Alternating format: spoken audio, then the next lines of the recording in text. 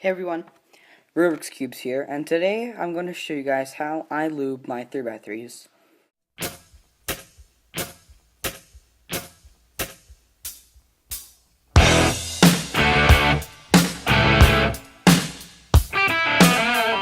I have with me a Moyu Hualong, so this is actually a brand new Hualong, just came out of the box, and I'll say, as for first turns, it's dry, like all Moyu Cubes as they come out of the box.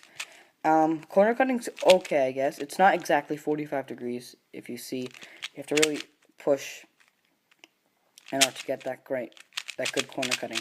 But other than that, it's a great cube. Can be perfect for doing solves. Now, I have another Hualong with me.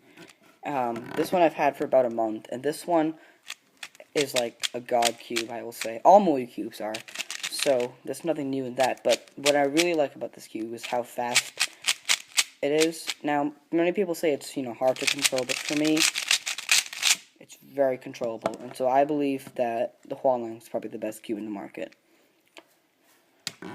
So, in order to get your Hualong, or any cube, the way that you want it to be, you obviously have to lubricate it and tension it. So, in this video, I'm going to show you guys how I do that. The lube I use is the silicone cubicle lube weight 3. Now, I've used all weights from the cubicle, and I find that the weight 3 is the best. And I don't use Lubix or any other lube because I've tested them with other cubes, such as my Moyu Hualong here and my Shingsho 5x5, and I find that the cubicle lube has made the best impact. So the way I like to start off is I first want to really loosen up my cube because, as you can see, it's awfully tight. So you have to get yourself a screwdriver and just pop off the center caps.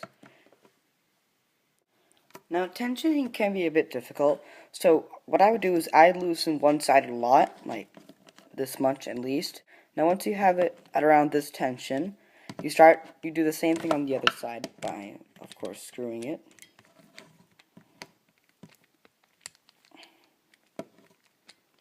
For lubricating, you just want to take out two pieces, an edge piece and a center piece, or a corner piece. So the way I do it is that I turn it at 45 degrees, and then you stretch it out open so that there's a little bit gap between the two edge pieces, and you can just pluck it out like that. I wouldn't say using any brute force onto it, or that could damage the pieces, like this. As you can see, one of the corner pieces is badly bent. Now comes the fun part, where we get to actually lube the pieces. So, if I get good lighting here, yeah. So there you see there's a line here that goes across the piece, and that's because this edge piece is actually consisted of two pieces, one that has the white and one that has the red. Now, the way I lube my edge pieces is that I follow that straight line, and I put a small thin layer of lube on it. I would lube the inner pieces here, because you see when you're taking your corner piece, you can see how they lock up just like that. So you want to get the lube that is connecting these two corner pieces, as shown. So that is mainly here and all over this inner part. So that's what I would do, and that's where I use most of my lube on when I'm lubing my cubes. Make a line. No, it's not coming out, hold on. There we go.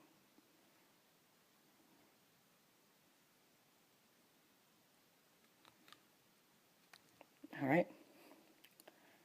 You can put more lube if you want, it's up to you. I don't have much lube, so I'm trying to use the least amount. So I don't know if you guys can see, but I've put lube all over this piece here, and that really significantly changes the turning on your cube. So that's one side, and you can do the same side for the other.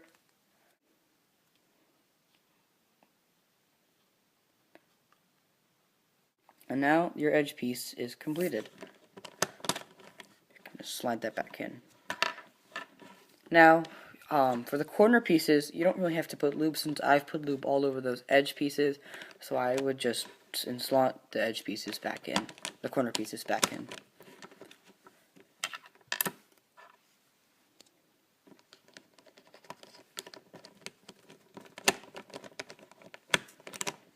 Oh boy. Yeah, maybe it's smarter to take out the edge piece, first put the corner, and then put the edge piece back. I've learned that the hard way. As you can see, my other corner had broke off completely. There we go. Okay, so that's it for the... Wow. Turns much better.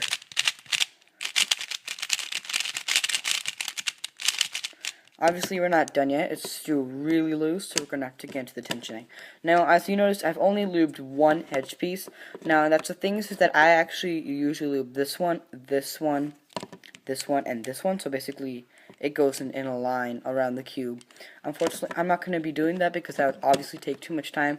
But I'm pretty sure you use the same method, obviously, for all the other edge pieces. That really significantly changes the turning of your cube. Now it's on to the tensioning. So the way I do it is that I look at at my white side, because that's the side I loosened up the most, and I see that this is the maximum looseness I want on the cube. This is way too loose. I don't like this, but as you can see, it makes great corner cutting. However, it also has some downsides. If you drop this, it can have an extreme damage to your cube. So what I do is that I have to make sure that both sides are really loose, and then I get my screwdriver and I start tensioning in it 2 turns per side.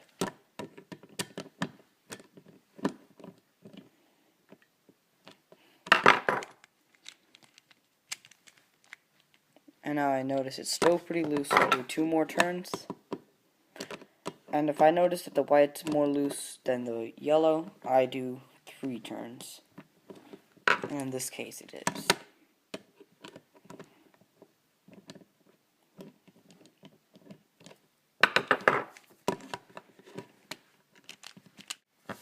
Alright, so I finished tensioning the yellow side and the white side, and then I used the exact same method and I started tensioning all the other sides on this cube. And I have to say, after lubricating and tensioning this cube, this has turned amazing. Like, the smooth turning on every side is just incredible. I never knew that this wall lung could come out so well. I'm really glad that it did. It actually come out much better than my older wall lung, which is still really good, but corner cutting is lacked a bit. Doesn't corner cut at 45, but it does corner cut a little bit. Whereas here, this one corner cuts 45 degrees, no problem.